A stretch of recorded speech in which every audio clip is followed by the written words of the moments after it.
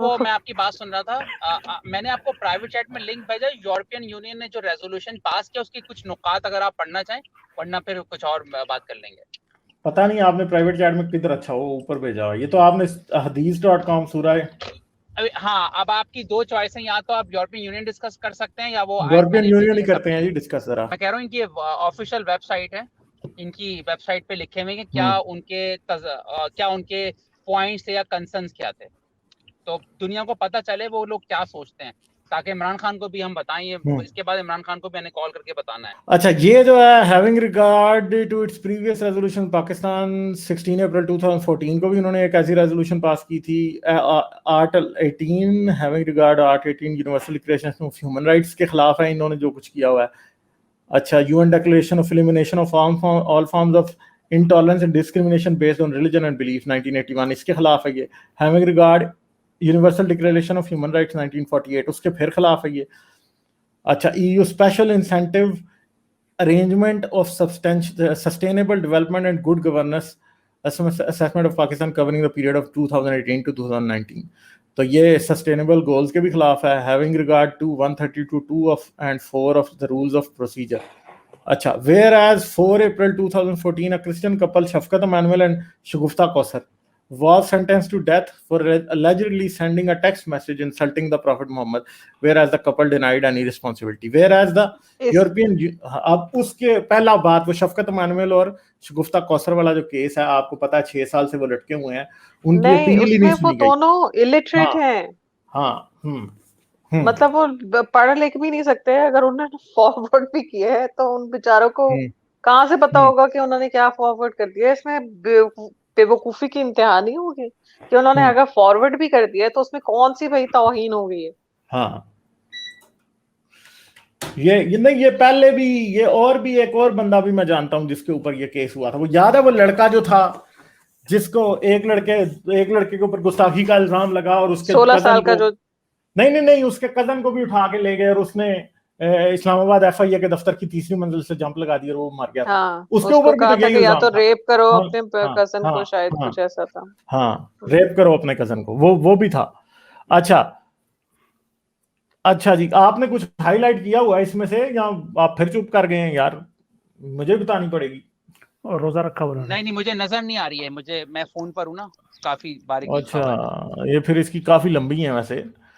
अच्छा, फिर मैं इसको बता देता हूँ फटाफट। अच्छा, तो ये whereas European union has reportedly express his commitment of freedom of religion, ये कह रहे हैं कि जी हम फ्रीडम ऑफ रिलीजन करेंगे और guarantee these freedoms all over the world. Whereas freedom of thought, conscience and religion applies to adherents of religion, फिर वो कह रहे हैं कि जी हर एक को आजादी होनी चाहिए। Whereas political and religious leaders have a duty to at all levels to combat extremism and promote mutual respect among the individuals of and religious groups। ठीक है, ये भी बात कर रहे हैं, ये एक्सपेक्ट करते हैं कि पाकिस्तान के religious leaders और पॉलिटिशियंस जो हैं वो इस बात को मेक श्योर करेंगे कि सब एक दूसरे की रिस्पेक्ट करें और एक दूसरे के साथ सही तरह चलें।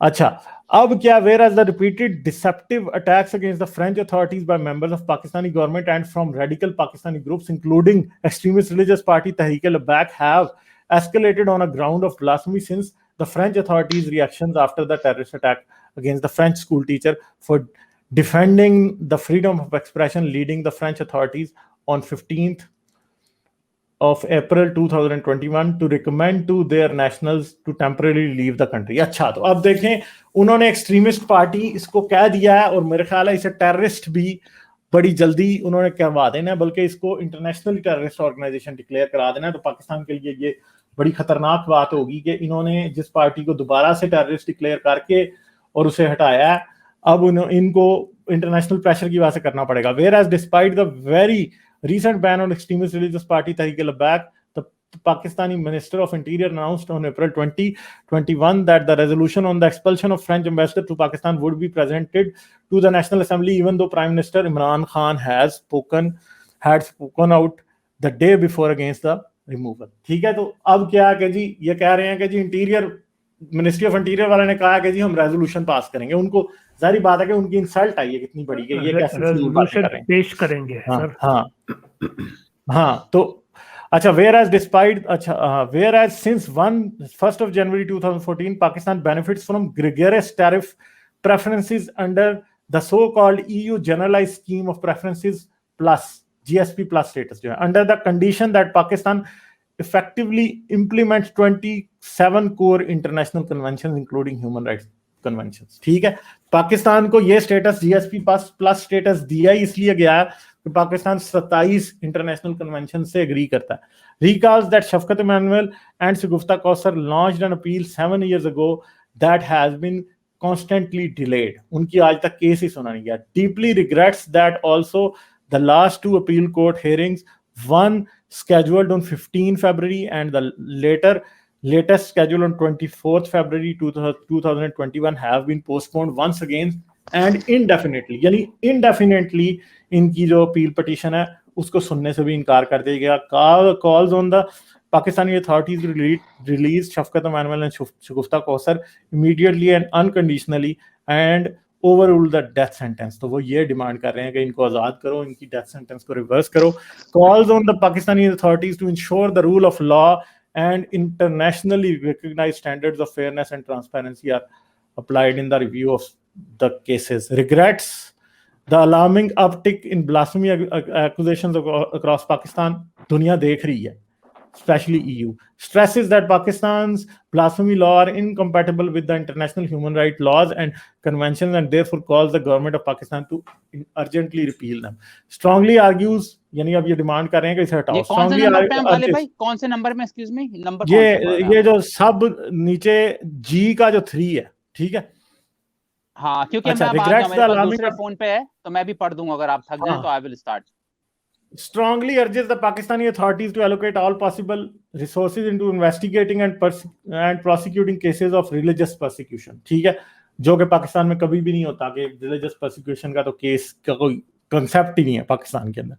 ठीक है, अच्छा आगे है जी. Recalls that Pakistan is bound by its constitution to guarantee freedom of speech and expression, freedom of religion and minority rights. तो ये भी गारंटी नहीं हो रहे, freedom of speech and expression और freedom from religion or minority rights. Strongly यहाँ से मैं पढ़ लेता हूँ. सातवां पॉइंट है यूरोपियन यूनियन दोस्तों के लिए दोबारा से ये उनके रेजोल्यूशन ऑफिशियल वेबसाइट पे है. Strongly condemns the threats made against a member state of the European Union.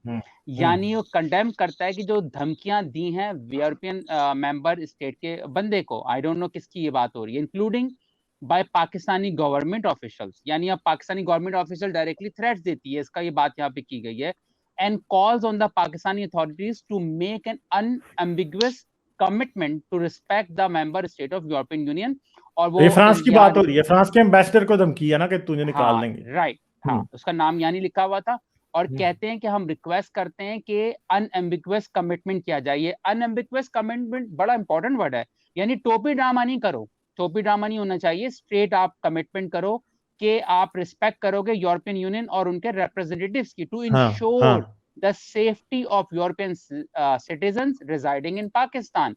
यहाँ पे जो 8वां पॉइंट है ये GSP स्टेटस का है, ये मैंने ऑलरेडी पढ़ा हुआ है, तो उसका मैं मुख्तसर खुलासा ये बोलते हैं कि हम एक्सप्लेन करेंगे अपने डिसीजन को और कन्विंस करेंगे पार्लियामेंट को कि ये स्टेटस वापस लिया जाए जो कि पाकिस्तान को 2018 और 19 के दरमियान मिला था.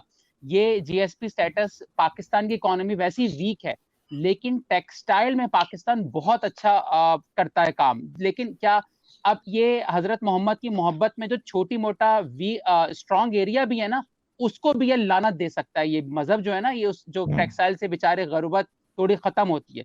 लास्ट 9वां पॉइंट है urges the European ombudsman to open an investigation. यहाँ पे जो उनके कानूनी बंदे हैं उनको यूरोपियन यूनियन रिक्वेस्ट करता है कि इन्वेस्टिगेशन को ओपन करो on the correct application of EU rules in the promotion of GSP plus benefits of Pakistan. यानी जो कानून है उसको रिक्वेस्ट करेंगे ये स्टेटस वापस लिया जा सकता है. तो ये सारा लास्ट जो पॉइंट है इसमें ये प्रेसिडेंट को बोलते हैं अपने कि इस रेजोल्यूशन को पास किया जाए जो भेजा जा चुका है, उसको आगे बढ़ाने के लिए. For human right the government and parliaments of the members that the secretary of the UN. यानी ये इतने सारे जो CC ईमेल जब हम करते हैं तो CC में लोग रखते हैं, तो इसमें कौन कौन आ रहा है? सेक्रेटरी ऑफ UN को भेजा गया है, ह्यूमन राइट्स UN को भेजा गया है, गवर्नमेंट को भेजा गया, फॉरेन अफेयर्स सेक्रेटरी पॉलिसी को भेजा गया है. यानी it is a big thing in terms of कि आप बता रहे हो कि पाकिस्तान जो हरकतें कर रहा है वो लोगों से अब छुपी हुई नहीं रही हैं। अब आप लोग क्या यहाँ पे कहते हैं इस पर? हाँ, मुझे ये बताएं, ये इसको पेश किसने किया है? EU पार्लियामेंट ने। अब ये नहीं, उन्हीं की किसने, EU वेबसाइट। पार्लियामेंट में किसने इसको पेश किया? फ्रेंच ने किया है, ब्रिटिश ने किया है, वो मेंबर्स ने, फ्रेंच या नहीं था बंदा जिसने पेश किया, वो मेरे ख्याल है वो किसी और कंट्री का है। एक आदमी था? हाँ, बेसिकली ये रेजोल्यूशन 500 वोट प्लस वोट से पास हुई है। हाँ, एक से सिर्फ तीन लोगों ने इसको वो किया, बैक किया। हाँ, बाकी लोगों ने पास किया है।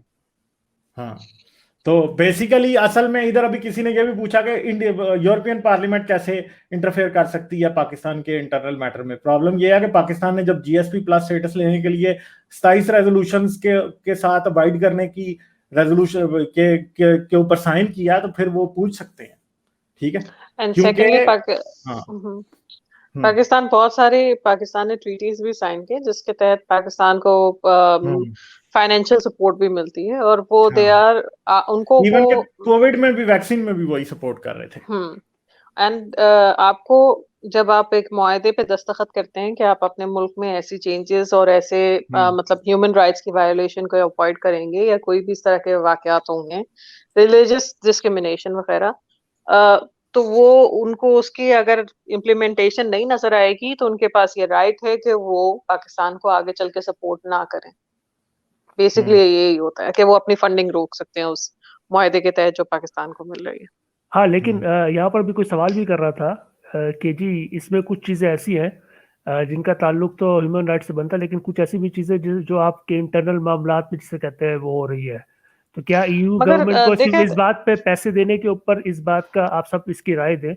आई विल मेक अ क्या अगर क्विक पैसे देते? शाहजी, जो आप point, sorry to cut you, मैं क्विक बोलूंगा। देखें, जैसे कोई आपको कर्जा देता है या आपको कोई फेवर देता है, वो आप पे कुछ रिस्ट्रिक्शंस भी लगा सकता है, जैसे ये इंसानों में भी होता है ना। वो ठीक है। क्या उस कर्जे को देते हुए ये रिस्ट्रिक्शन लगाई गई थी या अब उसके कर्जे देने के बाद एड हॉक ये लगाई जा रही है? कैन आई ऐड समथिंग है? इसमें डिपेंड करता है कि आपने जब आपने कर्जा लिया तो आपने कौन कौन सी शराइत पे अग्री करके साइन किया। ये चीज होती है कि अगर आपने, जब भी आप कॉन्ट्रैक्ट होता है, चाहे आप कोई मकान का किराए पे ले रहे हैं या आप किसी को कोई चीज बेच रहे हैं, उसमें जब आप मुआहिदा करते हैं तो उसकी कुछ नुकात होते हैं कि आप इन चीजों पे अमल दरामद करेंगे, आपकी ये रिस्ट्रिक्शंस है, आप इस प्रॉपर्टी का ऐसे ख्याल रखेंगे या जो भी है, मतलब हर चीज की नहीं लीज होती है कि आप या प्रॉब्ली मगर हर चीज के एक रूल्स एंड रेगुलेशंस होते हैं। आप वो इसीलिए कहते हैं कि जब भी आप वो कॉन्ट्रैक्ट होता है, वो जो बारीक बारीक बहुत लिखा होता है ना, वो चीजें, वो you have to read them before you sign it, क्योंकि आपको नहीं पता कि आप किन किन चीजों पे एग्री कर रहे हैं। But that's the job of the government के उनके वो लोग जाके मुआहदों पे साइन करते हैं जिनको इन चीजों के बारे में इल्म होता है। And as far as the internal affairs are concern, internal affair तब नहीं रहते जब दूसरे मुल्कों के स्टाफ को या उनके जो वो क्या उन्हें क्या डिप्लोमेट्स या उनके मतलब उनको आपकी जानों को खतरा हो, उनकी सलामती को खतरा हो, आप डिप्लोमेटिक टाइज अपने फिर सेवर या तो कर सकते हैं उसके मामले में। अगर उनको वहां पे प्रोटेक्शन नहीं मिल रही, अगर वहां पे state is unable to provide them protection, उनके पास ये राइट है कि वो अपने डिप्लोमेट्स वहां से निकाल दें, आपके डिप्लोमेट्स वहां से निकालें। एंड क्योंकि यूरोपियन यूनियन एक यूनियन है, वो अलग एक एक मुल्क के बेसिकली वो नहीं है। जब वो होंगे तो वो they'll decide on as a European Union, not just as France, not just as Spain or Italy or anything else। वो जब यूनियन के तौर पे डिसाइड करेंगे तो फिर इसके कॉन्सिक्वेंसेस बहुत सिवियर हो सकता है। अच्छा, तो बेसिकली दूसरी बात ये भी है कि अभी तो इनको इस तरफ से फरा आया है, या IMF की तरफ से भी आ सकता है, क्योंकि अभी तो इन्होंने IMF का प्रोग्राम दोबारा ज्वाइन किया है। सारे इंटरलिंक हैं। यस, हाँ, और ये उधर से भी आ सकता है। अभी ये फ्रांस जो है IMF में भी, आपको पता है कि IMF के बड़े बड़े डोनर्स में फ्रांस आता है, और EU तो मतलब EU का तो सब्सटेंशियल पोर्शन है जो IMF प्रोग्राम है उसमें मैं इस पर थोड़ा सा डिसएग्री करूंगा। इस बात में नहीं कि ये वो कह रहे हैं, जो बातें कह रहे हैं गलत कह रहे हैं, वो बातें सारी ठीक कर रहे हैं। मैं सिर्फ इस बात पे इसकी इम्प्लीमेंटेशन पे, क्योंकि ये पाकिस्तान के अंदर पता नहीं पिछले कितने सालों से, और तो यही EU जो है ये इसको पता नहीं कितने सालों से देख भी रही है और इस पर कोई तो ये हो सकता है इनकी एक सियासी मूव हो पाकिस्तान की आर्म ट्विस्टिंग के लिए, लेकिन अब अगर ये वाकई इतने चीज है ना तो फिर इस पे अमल भी करें, क्योंकि होता हमेशा यही है, ये अमल करते नहीं है, फिर इससे पाकिस्तान जैसे स्टेट्स नहीं को नहीं, होता अभी है पाकिस्तान बिहाइंड करो। बैक क्लोज डोर्स बड़ी मिन्नत समाजत हो रही है इस टाइम। यार खुल के करें ना, ताकि पाकिस्तान को पता चले, अगली दफा नहीं कर सकते ये। अगर उन्होंने इस पे अमल नहीं करना, जो पिछले 10 सालों से नहीं किया उन्होंने, हर दफा इसी तरह की एक स्टेटमेंट झाड़ देते, उसका पाकिस्तान की जो माइनॉरिटीज उसको क्या फायदा हुआ? मगर जब जैसे पॉइंट में वजन है, शादी के पॉइंट में वजन है कि ज़बानी खर्च नहीं होना चाहिए। वेरी गुड, नहीं होना चाहिए, ताकि पाकिस्तान जैसे लोगों पे प्रेशर पड़े पाकिस्तान के ऊपर, हाँ यार हर दफा बच जाते हैं स्टेटमेंट देके। भाई प्रेशर तो ये पड़ा कि इसके 4 दिन पहले इमरान खान ने बोला हम हजरत मोहम्मद पे कोई कॉम्प्रोमाइज नहीं करेंगे। ये प्रेशर है, क्या करें ऐसे वजीर आजम का। जब वो डेनिश कार्टून्स वाला मामला हुआ था, अटैक्स हुए, सब कुछ हुआ, तब यूरोपियन यूनियन ने इस तरह की कोई स्टेटमेंट इशू की थी? नहीं, तब नहीं की। तब इन्होंने किसी को निकालने की बात भी तो नहीं की ना। ये तरीके से बैठ के पहले जितनी पॉलिटिकल पार्टीज कर रही थी तमाशा इस पे, मगर उन्होंने कभी भी ये डिमांड नहीं की। ये पार्टी जब से पॉलिटिक्स में आई है, इन्होंने कुत्खाना मचाया हुआ है। ये अच्छा पॉइंट है वैसे, कि वाकई इस पार्टी की वजह से, जो कि रिलीजियस पार्टी नहीं है, पॉलिटिकल पार्टी है ना, वोट लेती है, इसकी वजह से आई थिंक यूरोपियन यूनियन ज्यादा मेरा ख्याल है इन्हीं के मेंबर ने उधर छुरी भी मारी, वो जो औरत मर गई, आपको पता ही है, चार्ली हेब्डो के दफ्तर। तो ये टेररिस्ट पार्टी है सर। हाँ, बल्कि वो पागल का बच्चा जो पुराने दफ्तर, जहाँ पता नहीं उसका दफ्तर था, नहीं वहां चला गया, किसी और गरीब आदमी को मार दिया, जिसका गलत जगह पे मार दिया था पागल ने।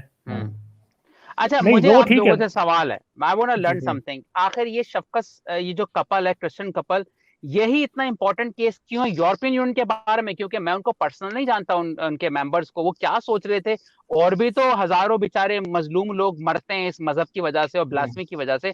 Why this case is so significant? Anybody can comment. मैं इसमें ये कहूंगी क्योंकि इसमें स्टेट इन्वॉल्व है, इसमें जुडिशरी इन्वॉल्व है।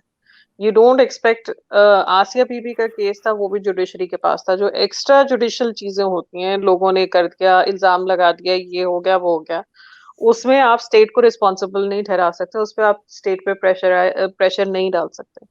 ये अभी कुछ अरसे पहले, आई रिमेम्बर, ये बीबीसी की रिपोर्ट आई थी इस पे, मेरा ख्याल और भी मुख्तलिफ मीडिया हाउसेस की रिपोर्ट थी, इंटरनेशनल जो है, शफकत इमानुअल, क्योंकि ये 7 साल से लटका हुआ है। 7 साल से लटका। दूसरी बात है, इधर किसी मुकेश पानीकर ने, मुझे लग रहा है कि पीछे कोई मोमिन बैठा है इस आईडी के, जो पूछ रहा है why EU never question China और यूगर। नहीं, ये चाइना और यूगर के ऊपर बीबीसी पे डॉक्यूमेंट्रीज चल रही हैं, सारी बातें हो रही हैं, ठीक है। दूसरी बात है कि चाइना फिर उनसे पैसे भी तो नहीं लेता ना, इसलिए वो इतना प्रेशर नहीं फिर। और चाइना का मुक्का जो है ना, वो थोड़ा ताकतवर है, इसलिए वो उनको डर लगता है। Might is right. हाँ, तो पाकिस्तान ने भी पंगा तो खुद लिया ना कि निकालो एम्बेसडर। चाइना ने कभी ये तो नहीं कहा कि हम फ्रेंच एम्बेसडर निकाल देंगे। जिस दिन वो कहेगा उसको भी रिएक्शन मिल जाएगा। फिर सिंपल सी बात है।